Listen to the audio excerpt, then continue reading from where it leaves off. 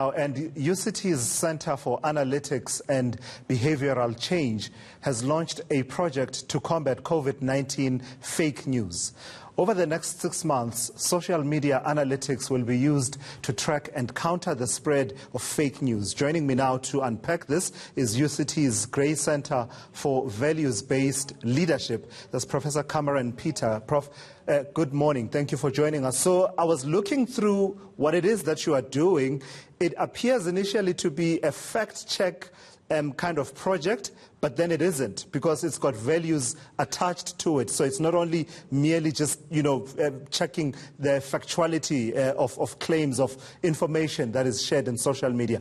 How does it differ from basic fact check?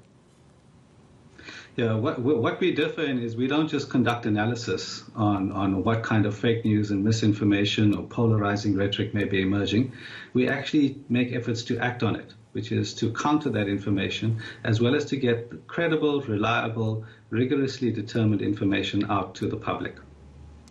And part of doing that is that you will be identifying certain people that you are saying whose voices you will be amplifying. But this you're doing in an effort to reduce the polarizing rhetoric and sort of the kind of intensity that we see and vitriol that we do see on social media. How are you doing that when you are amplifying some voices over others?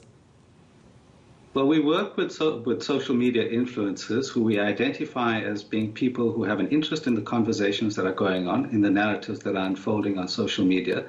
And we boost their messaging by, interacting with them, drawing them into certain conversations so that they can break echo chambers, as well as giving them arming them with the right kind of information to counter false narratives that may be emerging.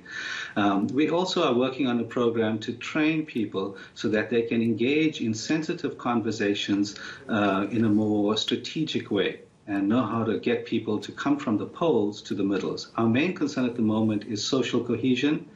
Because of government's legislation on fake news, we've seen actually fake news has diminished on public social media, although it is continuing on platforms like WhatsApp, which we also engage on. And these values that you're saying will be sort of a determinant of the people whose voices you will amplify. What are those values? Well, primarily, we follow the values espoused by the Constitution of South Africa, which is essentially liberal egalitarian. But our values are really to get truth out and to promote social cohesion and to bring people together so that they can discuss issues in a more constructive way. So what we're looking at the core of what we do is to build social cohesion and to build the same kind of interactions we generally have in real life online. Because the trend has been on online interactions is towards echo chambers and deep polarization, and this has influenced the politics of many countries around the world with severely detrimental effects. Let me suggest to you that you have a really tough task ahead there, Prof, because part of the polarization, I would suggest, comes from interpretation of facts. So sometimes it's grounded on facts. Not all the time, of course, because there is fake news out there that can't be denied. But a lot of the times, the polarization is on the experience and the interpretation and the lived experience of those facts that leads to someone putting a certain prism to a fact, and therefore that puts them on a collision path with someone else. I don't know if I'm making sense to you.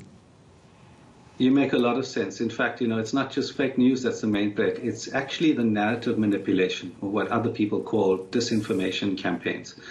And narrative manipulation is much more possible today because we have so much information on people that is gathered online that we can target them with precise messaging that is designed to basically push their trigger points. So we understand their preferences, we understand their biases, we understand their fears, and unscrupulous actors can manipulate that to influence people using a combination of facts and a combination of spin to be able to influence them into seeing things differently. So that is, you're absolutely right, it's a very difficult challenge, but we're banking on the fact that there are typically far more reasonable people in society who are able to rationalize things properly and who are able to, on the basis of good, solid information and careful listening to each other, to broker conversations that can bring people towards the middle and to foster greater understanding. All right, it will be fascinating to see how it all unfolds over the next 6 months. Thank you for that. That's Professor Cameron Peter joining us there from UCT. All right.